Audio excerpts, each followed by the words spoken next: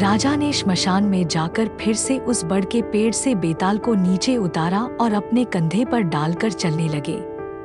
तभी बेताल बोला, हे राजन, मैं तुम्हें फिर से एक कहानी सुनाता हूँ। बेताल ने कहानी शुरू की। राजन, यह कथा है विद्यापुर नामक नगर की, जहाँ 4 नवयुवक ब्राह्मण रहते थे। शुभदत्त, मधुसूदन, चिंताहरण और धीरज्ञान। चारों मित्र बचपन से साथ पढ़े थे और अत्यंत विद्वान थे। उन्होंने संकल्प लिया कि वे कुछ अलग करके दिखाएंगे। एक दिन उन्हें एक कंकाल मिला।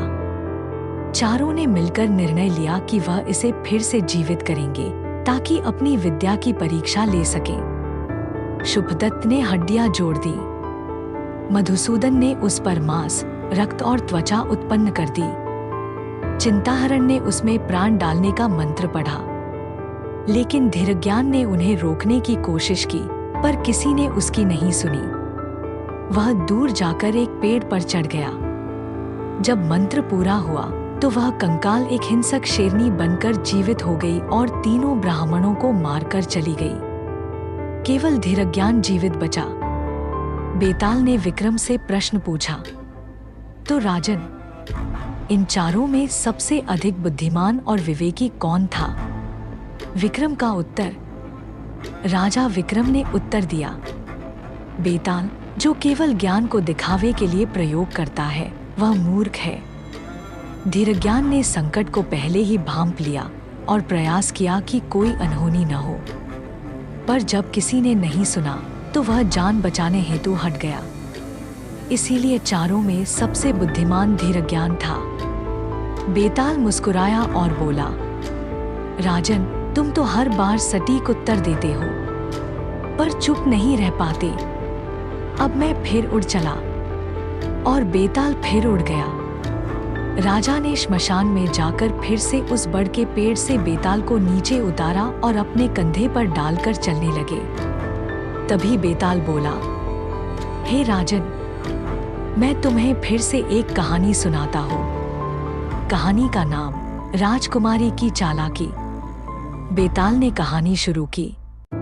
राजन, बहुत समय पहले कांचीपुर नामक नगर में एक सुंदर और बुद्धिमान राजकुमारी रहती थी। नाम था रत्नावली। उसकी चतुराई की ख्याति दूर दूर तक फैली थी। राजा ने घोषणा की कि जो राजकुमारी की 3 शर्तों को हल करेगा, उससे रत्नावली का विवाह होगा। 3 युवक, कुमारसेन, धीरसेन और बुद्धसेन, राजकुमारी से विवाह की इच्छा लेकर आए। राजकुमारी की 3 शर्तें। 1, पहली शर्त, ऐसा उत्तर दो जिससे मैं हंस भी पड़ूं और चौंक भी जाऊं। 2, दूसरी शर्त, मेरे खोए हुए हार को बिना बताए ढूंढ लाओ। 3, तीसरी शर्त, मेरे हृदय की सच्ची भावना को बिना पूछे जानो। युवाओं की परीक्षा। कुमारसेन ने पहला उत्तर दिया। वह मजाकिया था, पर रत्नावली को प्रभावित नहीं कर पाया। धीरसेन ने खोजबीन करके राजकुमारी का हार नौकरानी के पास से खोज निकाला।